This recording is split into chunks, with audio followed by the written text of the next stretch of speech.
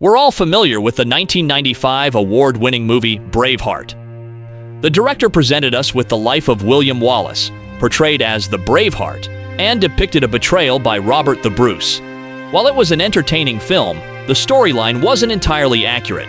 According to Scottish history, Robert the Bruce was the true Braveheart, and he didn't betray Wallace. In fact, they fought alongside each other and dined together until Wallace's tragic end. Furthermore, after Wallace's death, Robert the Bruce displayed courage and tactical brilliance as he upheld the Scottish flag. His legacy in history is that of a heroic Scottish king who succeeded in gaining independence from the English. He is famously known as the outlaw king who defeated the English and played a significant role in Scotland's quest for independence. Robert the Bruce is remembered to date for his unwavering spirit in the face of English oppressors. He symbolizes liberty and success for the Scottish people.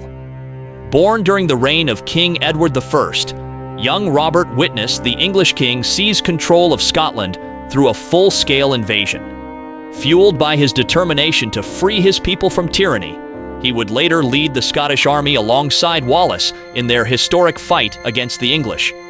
This tale aims to go deep into the life of Braveheart.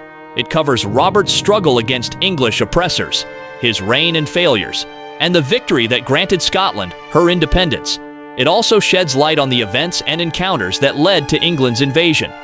Welcome once again. We are glad to have you with us on another exciting episode of People's Journals. Today, we're taking a trip back to the late 1200s to explore the life of Scotland's hero, Robert the Bruce, famously known as Braveheart, or the Outlaw King.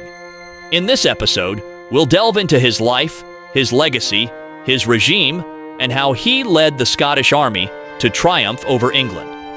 In this episode, we're going to explore the life story of a truly remarkable figure in Scottish history. Before we immerse ourselves in this captivating tale, please take a moment to show your support. Give this video a thumbs up, subscribe to our channel, and don't forget to ring that notification bell. This way, you'll stay updated on all our future compelling content. Now, let's dive into the story. Robert was born on July 11, 1274. While the exact place of his birth remains a mystery, some claim he was born in Turnberry Castle on the west coast of Scotland, while others suggest he was born in Essex. Young Robert had a claim to the Scottish throne as he was a descendant of King David I of Scotland. In his youth, his father granted him the lordship of Annandale, and he inherited the earldom of Carrick from his mother. Robert spent a significant part of his early life in London. It is speculated that he might have lived in Eastern Ireland and the Western Isles of Scotland for some time. His cosmopolitan background is evident in his knowledge of languages. Robert could speak Scots, Gaelic, and a little French. Before the English invasion, Scotland was under the rule of King Alexander III, a monarch known for bringing peace and prosperity to the land. Unfortunately, Alexander passed away in March 1286 while en route to meet his new wife, Countess Yolande de Dreux, in France. His death was tragic, as he fell from his horse after becoming separated from his travel party due to adverse weather conditions. However, Alexander's tragic death opened the path to young Robert's future success. Alexander chose his 7-year-old granddaughter, Margaret, to succeed him as the ruler of Scotland upon his passing. Unfortunately, Princess Margaret passed away just 4 years after King Alexander's death.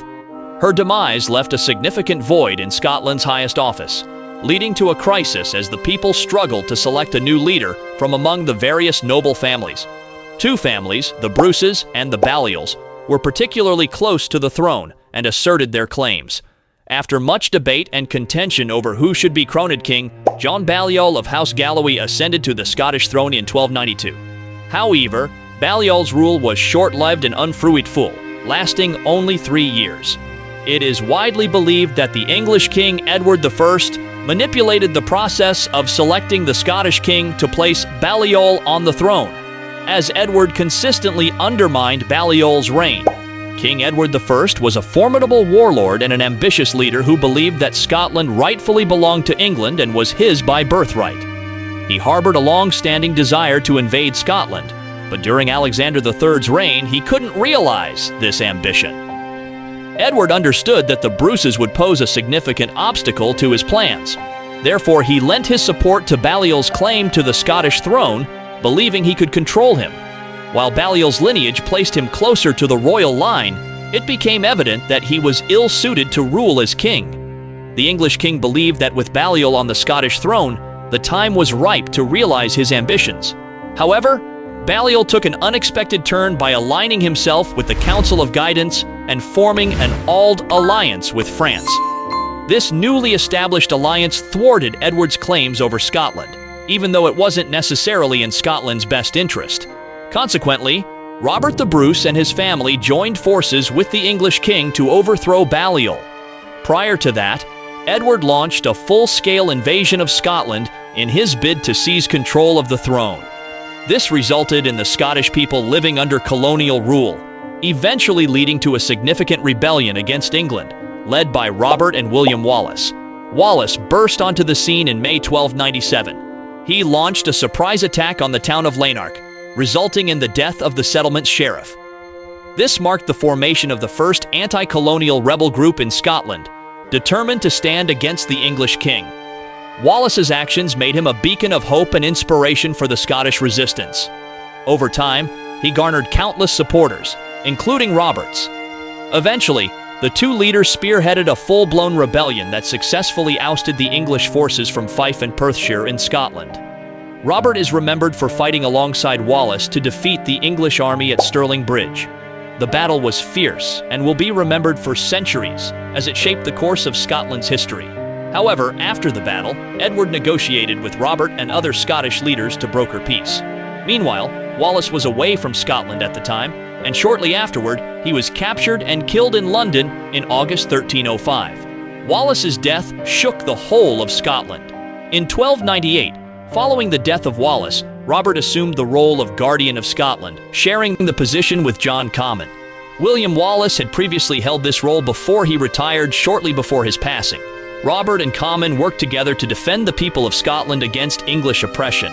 However, their shared ambition to become the King of Scotland eventually led to a falling out. John Comyn's royal lineage, as the nephew of the late King John Balliol, strengthened his claim to the throne in comparison to the Bruces. After years of back-and-forth tension, they decided to settle their differences and discuss certain matters that affected both of them. The meeting took place in a church in Dumfries. Unfortunately, the meeting went awry, with Robert accusing Comyn of treachery. He drew his sword and struck Comyn down, leaving him gasping for breath. Robert fled the scene and later sent his men back to Dumfries to ensure that Comyn was dead. Many believe that Robert executed Comyn to secure his ascension to the throne of Scotland, while others claim Robert's actions were not solely driven by ambition, but rather by the heat of the moment. Nevertheless, Robert became the King of Scotland, as he was crowned by Bishop William de Lamberton on the 25th of March, 1306, at Scone on Palm Sunday. Many essential figures attended his coronation ceremony, such as the Bishops of Moray and Glasgow, and the Earls of Atholl, Menteith, Lennox, and Mar. Robert the Bruce leveraged his position and influence to muster a formidable army that seriously threatened England. Edward did not take these threats lightly. He excommunicated Robert and launched another attack on Scotland. This time, Robert lost the battle and retreated with his forces, only to regroup for another attempt. Unfortunately, in his second encounter in June, Robert was defeated by the English army at the Battle of Methven. Following his defeat, Robert fled with his family and some of his most trusted comrades. The women sought refuge in Robert's brother's earldom. His brother Neil Bruce was the Earl of Atholl and controlled the castle of Kildrummy. At this point, the people of Scotland lost hope in Robert. They considered him a failure and gave him the name King Hob, in other words, nobody. Meanwhile, Robert remained missing in action. However, his family faced a dire situation in Atholl as the English army, led by the Prince of Wales under the command of Edward, attacked them. The Prince of Wales captured Kildrummy Castle and took some of Robert's siblings and his daughter as prisoners. One of his siblings managed to escape, but the others met a gruesome fate and were executed at Berwick.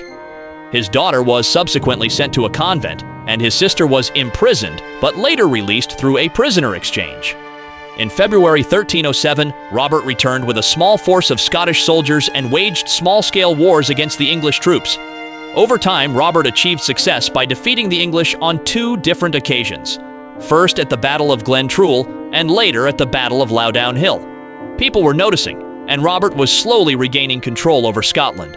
Fortunately for Robert, King Edward passed away, and it changed the course of the battle.